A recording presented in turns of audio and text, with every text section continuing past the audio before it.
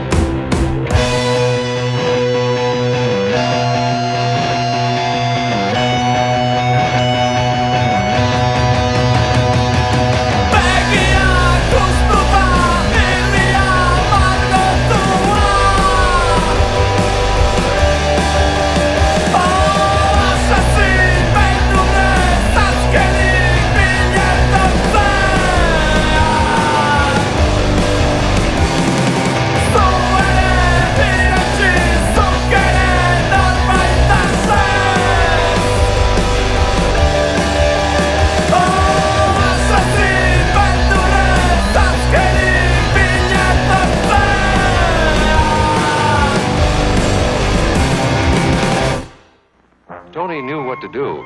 He stays down until he is sure the danger is over.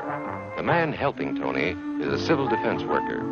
His job is to help protect us when there is danger of the atomic bomb. We must obey the civil defense worker.